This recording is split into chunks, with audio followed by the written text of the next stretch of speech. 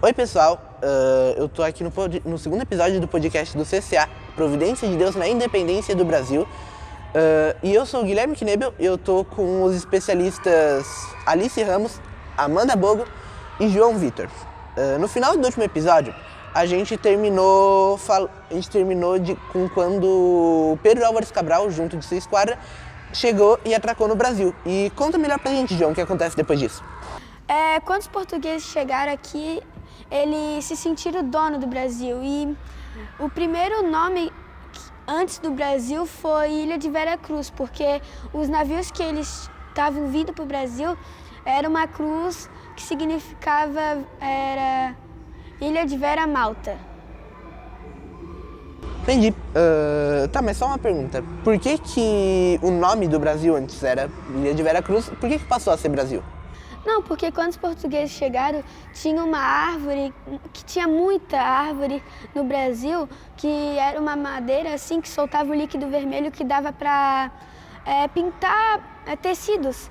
E o nome dessa madeira era pau-brasil, por isso que se chama Brasil agora. Tá, só uma outra coisa que me desperta bastante a curiosidade. Qual foi a primeira cidade fundada no Brasil? Não, a primeira cidade, Guilherme, foi Salvador, na atual Bahia, que o fundador foi Tomé de Souza em 1549. Né, cara, mais ou menos uns 17 anos depois teve também, lá na Alemanha, né, a Reforma Protestante, que foi o motivo, até onde eu sei, de ocorrer uma invasão aqui no Brasil de uma outra nação. E conta melhor pra gente, Amanda, como é que foi isso? Então, foi lá tudo em 1555, quando os missionários franceses, eles vieram pro Brasil para procurar refúgio dos perseguidores, né, que eles estavam sendo perseguidos. Enfim, mas o principal objetivo deles era principalmente abrir uma colônia francesa aqui no Brasil. E explorar também, explorar aqui, as riquezas daqui, tipo como o pau-brasil, como o João tinha falado antes. Enfim, depois deles conseguirem a colônia,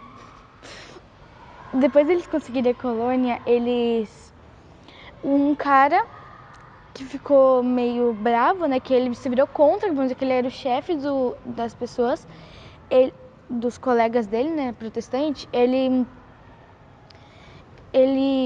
ameaçou eles de que se eles confessassem a fé deles, ele ia matar eles. Isso foi bem forte, assim, para os outros, mas enfim.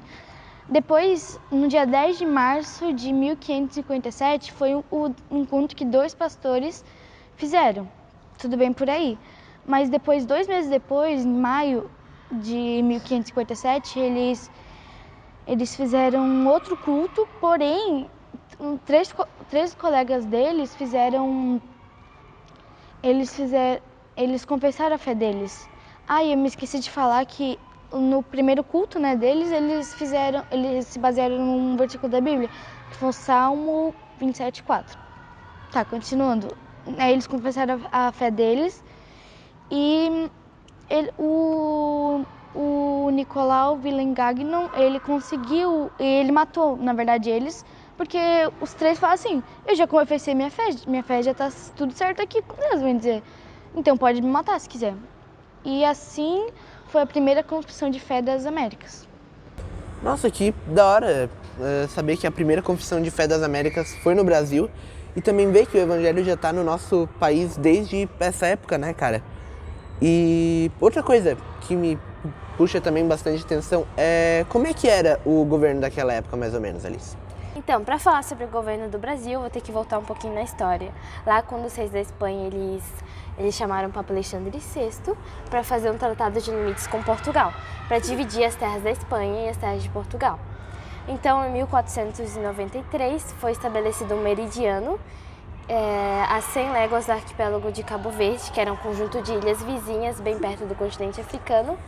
E daí as terras que fossem descobertas a leste desse meridiano seriam de Portugal e as terras que fossem descobertas a oeste seriam da Espanha.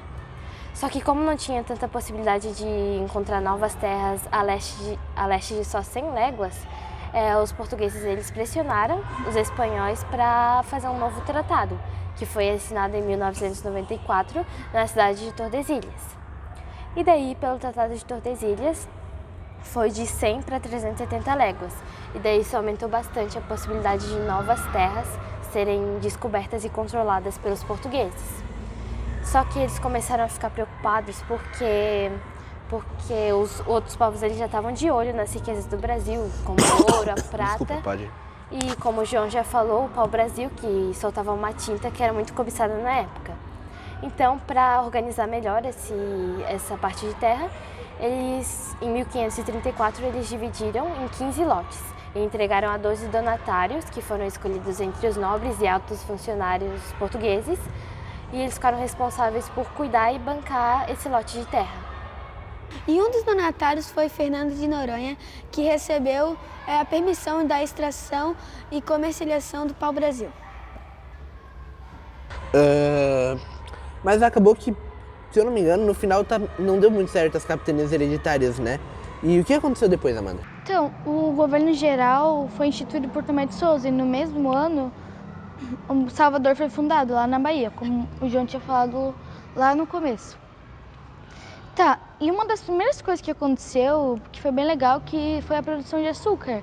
E que Portugal também começou a liderar a colônia brasileira, ou Brasil Colônia.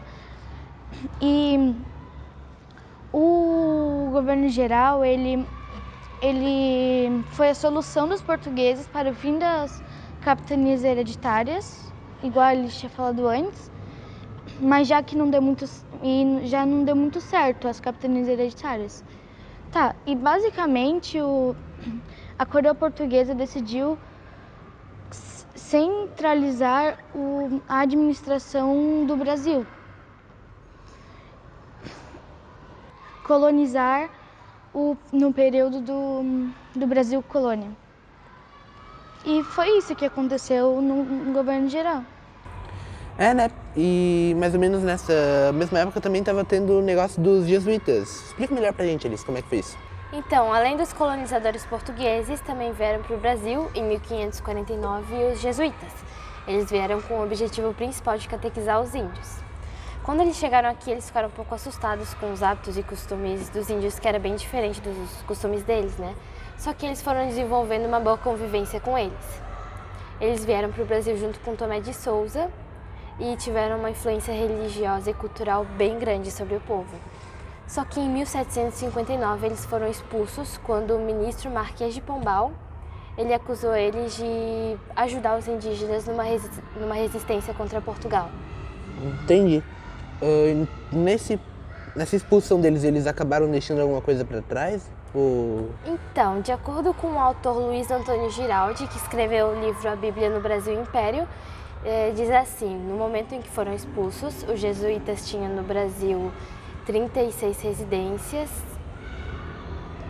17 alguma coisa? São 25 residências, 36 missões e 17 colégios. E seminários, além de seminários menores e escolas de primeiras letras, instaladas em todas as localidades em que estavam sediados. Então, quer dizer que os jesuítas eles ficaram aqui no Brasil por 210 anos.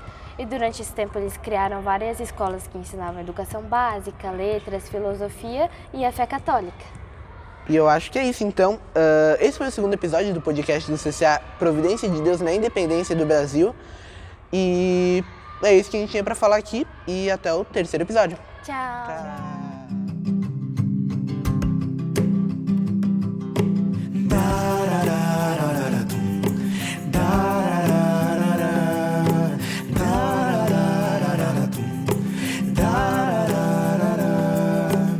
Louvado seja o meu Senhor, Deus de Israel, pois Ele visitou e redimiu para si um povo.